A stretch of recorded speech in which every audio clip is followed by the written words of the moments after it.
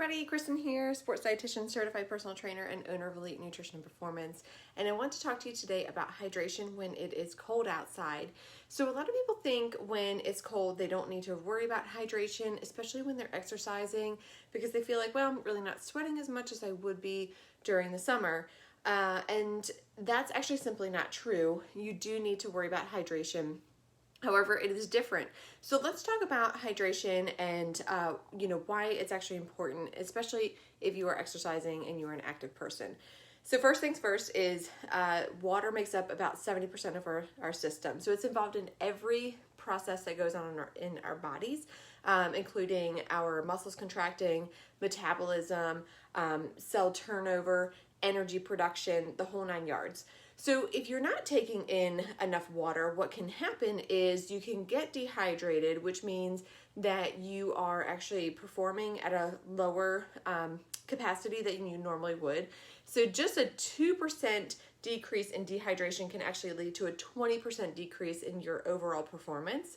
Also, being dehydrated can cause issues with your muscles being able to contract, so you would wind up having more cramps. You would wind up feeling worse while you're exercising. You're not able to, go as fast. And then certainly you can get into severe dehydration where you're either too low in water or too low in salt, which is hyponatremia, and that can really put you in the hospital where you could go as far as to be in a coma if you were that bad off. So hydration is super important over the course of the day as well as if you are exercising. So over the course of the day, you want about 60 ounces of water per day. So that's your minimum.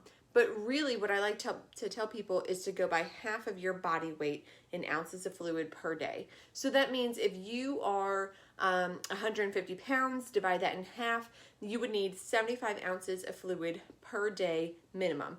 And then when you exercise on top of that, you would need extra. And the best way to figure out how much that you need is to calculate your sweat rate and to calculate your sweat rate in different capacities. So that means calculating your sweat rate when it's really hot outside, calculating your sweat rate when it's cold outside, when it's raining, when it's dry, all the different things.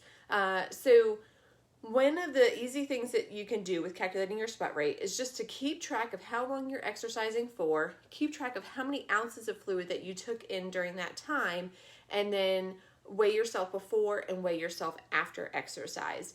There's an easy formula for this, and I can include the link below on how to do this, but basically you're just going to take the amount of weight that you lost, if any, and multiply that by 16 ounces, and then you're going to add in the number of ounces that you took in during exercise and divide that by the total number of hours, and that is your sweat rate.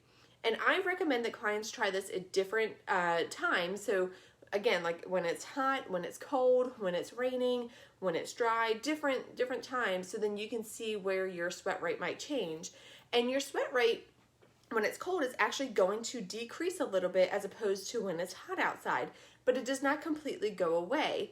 And you'll also find that if you spend a lot of time indoors, especially with the heat on, you wind up getting a little dried out. You feel like you need more water. And so your water rate or your hydration rate actually increases during the winter months because it's not as humid. There's not as much moisture in the air.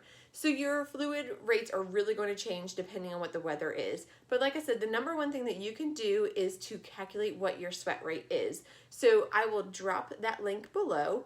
But for now, what I want you to do is go ahead and start weighing yourself before and after your workouts. Keep track of how much fluid that you're taking in per hour during exercise, and then you can figure it out from there. Thanks for watching, guys, and have a good rest of the day.